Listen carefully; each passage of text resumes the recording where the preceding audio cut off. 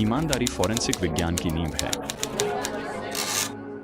लेकिन हमारे तथाकथित प्रतिद्वंद्वी इस मानक को बनाए रखने में असफल रहे। उन्होंने एक दस्तावेज जारी किया जिसमें हमारे पहले पीढ़ी के सुपरस्पेक्ट्रल डिवाइस का उपयोग कर अनुचित तुलना की गई, जिसे जब्त कर परीक्षणों में गलत तरीके से प्रस्तुत किया गया। और भी बुरा यह कि इस विकृत जानकारी को अंतिम उपयोगकर्ताओं के साथ साझा किया गया। हमने उन्हें $500,000 की खुली चुनौती दी कि वे एक लाइव, निष्पक्ष और पारदर्शी तुलना करें, लेकिन जवाब देने के बजाय उन्होंने चुप्पी चुन ली। ये डॉक्यूमेंट्री हमारा जवाब है। हम यहाँ झूठे दावों का पर्दाफाश करने और आपको सुपरस्पेक्ट्रल की असली क्षमताएं दिखाने आए हैं। तथ्य मायने रखते हैं और सच हमेशा जीतता है। हम 3 मुख्य भागों में सच्चाई की जांच करेंगे। सबसे पहले हम उन दावों का खंडन करेंगे। इसके बाद हम उन पहलुओं को उजागर करेंगे जिनकी तुलना करने से वे डरते हैं। अंत में हम आपको हमारे डिवाइसों के भविष्य की झलक देंगे। 30 पृष्ठीय दस्तावेज में किए गए सभी दावों को पहले वास्तविक समय की छवि और वीडियो साक्ष्य के साथ पुनः प्रस्तुत किया जाएगा और फिर तकनीकी रूप से समझाया जाएगा। आइए शुरू करते हैं। हमारे तथाकथित प्रतिद्वंद्वी का दावा है कि सुपरस्पेक्ट्रल ज्वलनशील तरल पदार्थों की इमेजिंग के लिए अपर्याप्त है। आइए इसका पता लगाते हैं। हमारे फोरेंसिक वैज्ञानिक स्पष्ट करते हैं कि सुपरस्पेक्ट्रल छिपे हुए ज्वलनशील पदार्थों का पता कैसे लगाता है। क्योंकि हमारा प्रतिद्वंद्वी उचित माप का उपयोग नहीं कर रहा है, हमें नमूने के आकार की गणना फाइबर को एक एक करके माप कर करनी पड़ती है। उनके अनुमानित 22 सेंटीमीटर के नमूने के मुकाबले हमने सिर्फ 7 सेंटीमीटर का नमूना इस्तेमाल किया।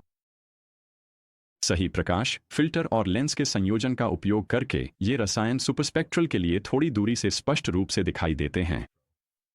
लेकिन अगर आपको रसायनों को अधिक दूरी से पहचानना हो तो क्या होगा? आइए सुपरस्पेक्ट्रल के 3 मीटर की दूरी से लॉन्ग रेंज विकल्प आजमाते हैं, जिसे वे आजमाने की हिम्मत नहीं करते। सुसंगत और समान प्रकाश व्यवस्था प्रदान करते हुए केवल कुछ सेंटीमीटर का छोटा सा नमूना भी आसानी से पता लगाया जा सकता है। और अगर आपको और अधिक विवरण चाहिए तो बस ज़ूम इन करें। सही प्रकाश, लेंस और फिल्टर के साथ सबूत खुद ब खुद सामने आ जाता है। हमें उम्मीद है कि वे भी अपने नमूने को 3 मीटर दूर से शूट करने की हिम्मत करेंगे। क्या आप जानते हैं कि सुपरस्पेक्ट्रल में 4 अलग-अलग लेंस हैं, जिनमें से प्रत्येक को विशिष्ट आवश्यकताओं के लिए डिजाइन किया गया है? अगर आप जानना चाहते हैं कि ये लेंस क्यों जरूरी हैं और ये अलग-अलग उद्देश्यों के लिए कैसे काम आते हैं, तो आप यहाँ और विवरण देख सकते हैं। क्या हम सच में सफेद टी-शर्ट पर वीर्य का पता लगाने में इतना खराब प्रदर्शन कर रहे हैं? आइए एक ऐसे परिदृश्य की जांच करें जहां नंगी आंखों से कोई भी निशान नहीं दिखता। अपने प्रतिस्पर्धी के विपरीत इस प्रदर्शन के लिए हमें इतना बड़ा वीर्य नमूना नहीं चाहिए। सुपरस्पेक्ट्रल डिवाइस के साथ जिसे इस्तेमाल करना बेहद आसान है, जैसा कि आप देख सकते हैं, हमारे फोरेंसिक विशेषज्ञ ने लॉन्ग रेंज स्कैनिंग तकनीक का उपयोग करके कुछ ही सेकंड में शरीर के तरल पदार्थों को सफलतापूर्वक देखा। लाइव इमेजिंग के मामले में यह एक बेजोड़ तकनीक है। लेकिन आइए एक कदम और आगे बढ़ते हैं और इमेजरी में कैद की गई डिटेल के स्तर की जांच करते हैं।